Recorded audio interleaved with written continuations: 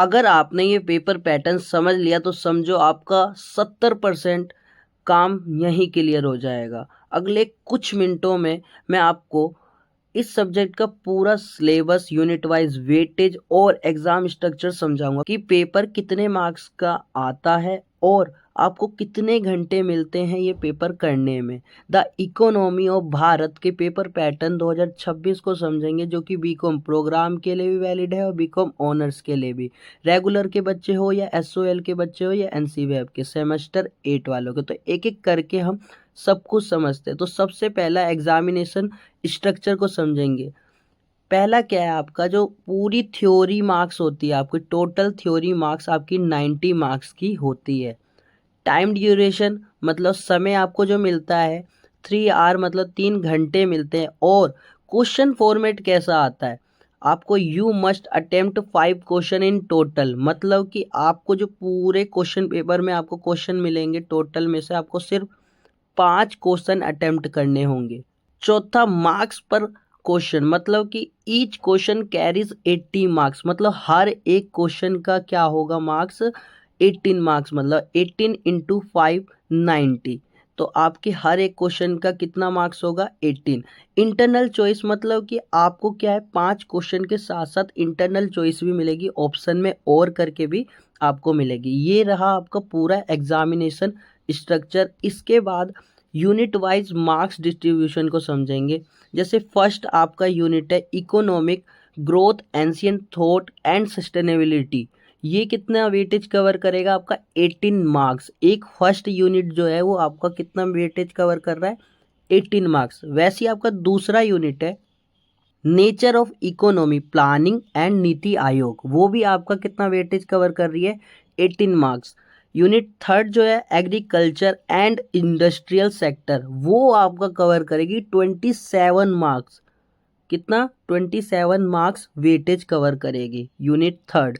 ऐसी आपकी unit fourth भी है service sector and external sector, वो भी आपका वेटेज कितना कवर करेगी 27 मार्क्स। ये तो हो गया आपका यूनिट वाइज मार्क्स डिस्ट्रीब्यूशन।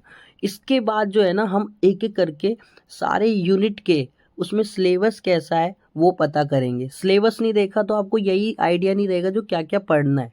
तो सबसे पहले यूनिट फर्स्ट के को समझते हैं, जिसमें क्या क्या आएगा। Foundation economic growth and ancient Bharat, जो कि देखो उसमें आपका कॉन्सेप्ट होगा distinct between economic growth and economic development, factor and determinant of development. दूसरा एंशिएंट इकोनॉमी, जिसमें ओवरव्यू होगा ट्रेड का, एग्रीकल्चर रहेगा and commerce in ancient India, मतलब कि प्राचीन समय पे कॉमर्स क्या था।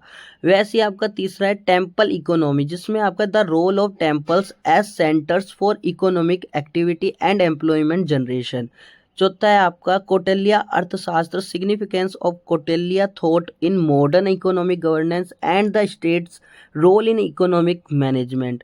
पांचवा है इन्वायरमेंट, जिसमें आपका sustainable development, global warming, climate change, net zero emission target and the carbon trading schemes. ये हो गया आपका यूनिट फर्स्ट का डिटेल सिलेबस ब्रेकडाउन। वैसे ही आपके यूनिट सेकंड जो है structural overview and policy framework, उसके एक एक करके देखेंगे। जैसे नेचर ऑफ इकोनॉमी में क्या आएगा, feature of Bharat as a developing and mixed economy, the coexistence of public and private sector. वैसी इकोनॉमिक प्लानिंग आएगी। इकोनॉमिक प्लानिंग में the shift from the planning commission to Niti Aayog. Niti Aayog में क्या पढ़ना पड़ेगा आपको, objective the 7 pillars and its achievement. वैसे social issue में क्या पढ़ना पड़ेगा, poverty line, multi dimensional poverty index, MPI and strategies for poverty elevation.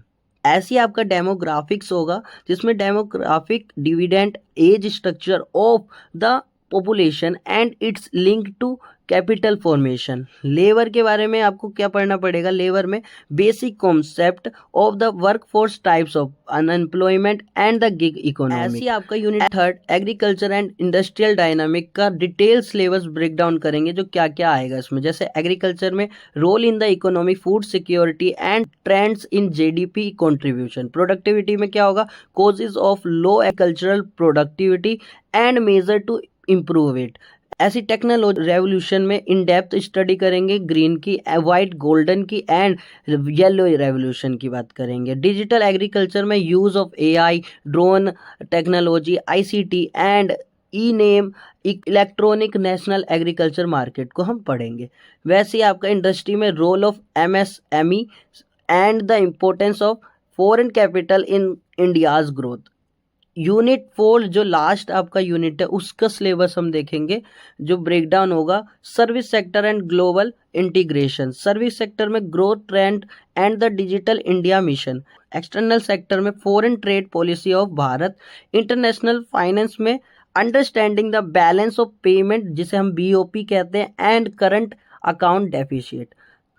अगर हेल्पफुल लगी हो ये वीडियो तो प्लीज़ इस वीडियो को हर एक दोस्तों से अपने शेयर करना, उसके साथ साथ लाइक का बटन दबा देना और सब्सक्राइब नहीं किया तो सब्सक्राइब करना। और कमेंट में ये आप कह सकते हैं जैसा अगर आपको ये वीडियो में क्या कमी है, और आप कमेंट में ये बता सकते हैं आपका पेपर कब कब है और कौन कौन सी वीडियो आपको चाहिए नेक्स्ट। तो उसके लिए आपको कमेंट में लिखना पड़ेगा और वो लिखोगे तभी मेरे को पता चलेगा, तो लिखना ज़रूरी है। और आप कमेंट में ये बता सकते हैं आपका पेपर कब स्टार्ट होने वाला है, कौन सा डेट है और कौन सा पेपर है। पेपर का नाम लिख देना, डेट लिख देना, जिस हिसाब से मैं आपके लिए वो वीडियो नेक्स्ट ला सकूँगा। तो मिलते हैं अगली नेक्स्ट वीडियो में, तब तक के लिए टेक केयर, बाय बाय।